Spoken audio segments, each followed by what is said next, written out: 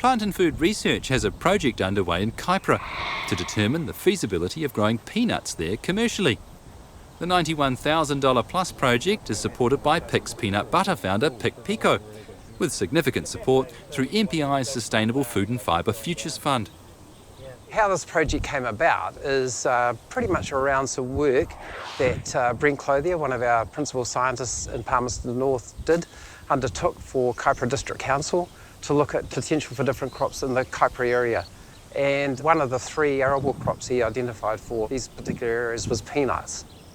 This evaluation trial really came about through a chance meeting with Stu McIntosh, CEO of Pic. He was particularly interested in the idea of whether peanuts could grow in New Zealand, and I said, well, that's interesting. We've done a report that suggests that they can.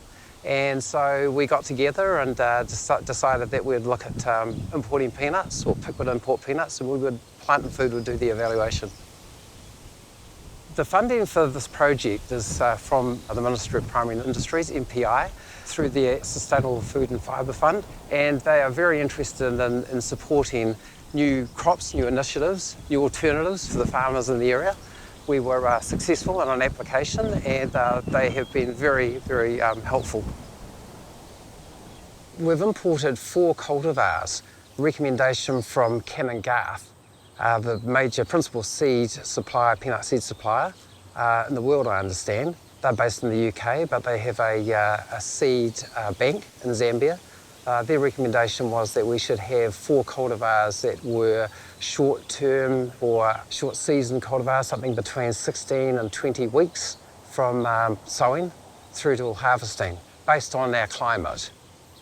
The great thing about a peanut crop is that it is a restorative crop. It's well known as a crop that can put nitrogen back into the soil. It's used around the world and in many countries, even in Australia, between sugarcane crops, for example, and other crops in the United States, to restore nitrogen that's removed from these particularly strong vegetative crops. And so it's a perfect crop for a rotation, for a cropping rotation. Yeah. Yeah. Oh, they look very healthy, eh? Beautiful looking.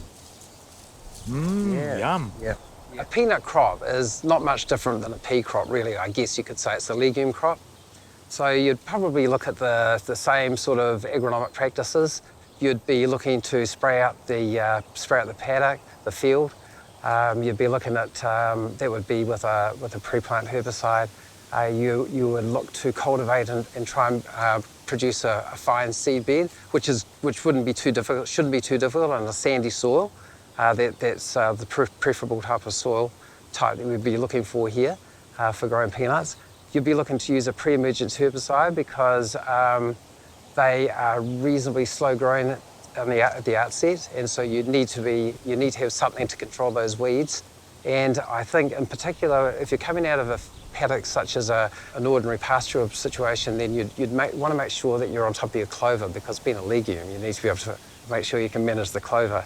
The principal objective of the trial here is to understand the yield of the peanuts, the 4 different cultivars that we're growing.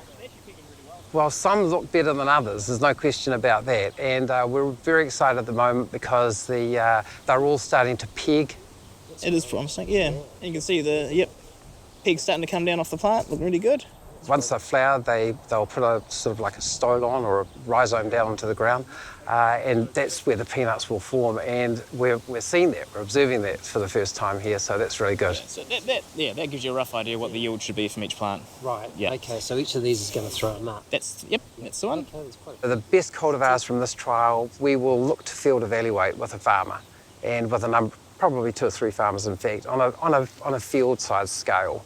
And in that situation, that'll give us the opportunity to, for example, look at herbicide performance or the weed control a little bit better, and see exactly what the yield is on a larger scale. And also start to understand the water requirements with the use of a tensiometer and such like. Yeah. My understanding is overseas the yields are around 2.5, 3 tonnes per hectare. There have been evaluations done previously in New Zealand where 4 tonnes have been achieved. So that would be the kind of area, I think, that a farmer would want to be looking at in order to make it a profitable crop. We initially started buying peanuts from Australia, and with Australia having issues with their crops, they were getting less and less crops each year. And we started looking offshore, and so we've been buying peanuts from all around the world at the moment. But it had always been a dream to be using New Zealand grown peanuts because we're an iconic New Zealand brand, and if we could have New Zealand nuts, you know, we're away. Pix is currently buying about 3,000 tonnes of peanuts a year. We've got to ensure that the peanuts that we get out of these trials are as good or better than the nuts we're using at the moment, because we don't want to compromise the quality of our product. But, you know, I'm very hopeful from what I'm seeing here and from the varieties that we've got and knowing what they're like, what they produce in other countries. So I'm very hopeful that it's going to be, you know, even better than, you know, what we're using at the moment. I'd love to see a peanut processing plant in Northland here. And the best indications at the moment is it's a $10 million investment. But if we're getting really good results from these trials and we get an idea of, you know, that we can do it, well, then we'll just get things started.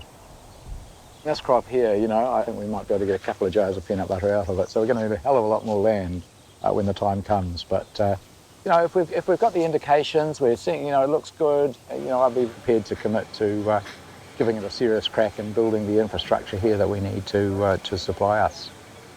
As far as the timescale goes, I would hope that it will be under 5 years. You know, I'm 68 now, and I'd like to get it done before I sort of get the urge to retire.